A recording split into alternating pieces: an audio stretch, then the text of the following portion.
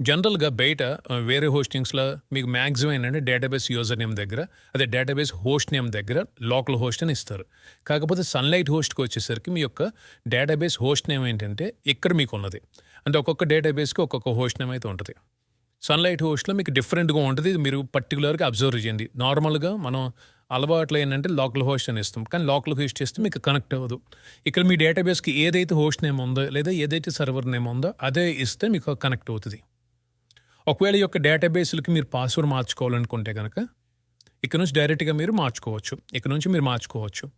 మీరు ఏదైతే మార్చుకున్నా ఇది ఎక్కడైనా సేవ్ చేసి పెట్టుకోండి. ఓకే. ఎక్కడైనా కాపీ చేసుకోండి. మీరు ఇక్కడ ఏదైతే పాస్వర్డ్ ఇవ్వాలనుకుంటున్నారో అది ఇచ్చిన తర్వాత సేవ్ క్లిక్ చేయండి.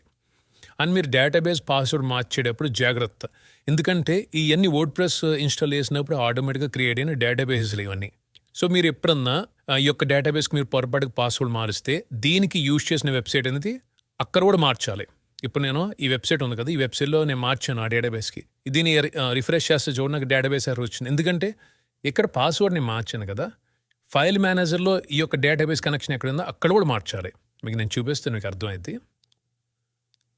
ఒకసారి నేను బ్యాక్ వెళ్తున్నా. ఫైల్ మేనేజర్ ఓపెన్ చేస్తున్నా. ఆ యొక్క డైరెక్టరీ ఏంటి పబ్లిక్ HTMLలో స్టోర్ అయినాయి. ఇందుట్లో WP కాన్ఫిగ్ ఫైల్ ఓపెన్ చేయండి. ఇక్కడ డేటాబేస్ పాస్వర్డ్ ఇక్కడ కూడా మీరు మార్చాలి. అక్కడ మారిస్తే ఇక్కడ కూడా మార్చాలి. ఇప్పుడు నేను ఇందాక కాపీ చేసుకున్నాను కదా! పేస్ట్ చేస్తున్నా. Save and close. ఇప్పుడు రిఫ్రెష్ చేస్తే మీకు ఈ ఎర్రర్ పోద్ది చూడండి. ఓకే. ఈ విధంగా ఒకవేళ పాస్వర్డ్ మార్చేటప్పుడు జాగ్రత్తగా మార్చండి. ఓకే. ఇది ఈ విధంగా మీ యొక్క వెబ్‌సైట్‌కి యూజ్ చేసిన డేటాబేస్ చెక్ చేసే ప్రాసెస్.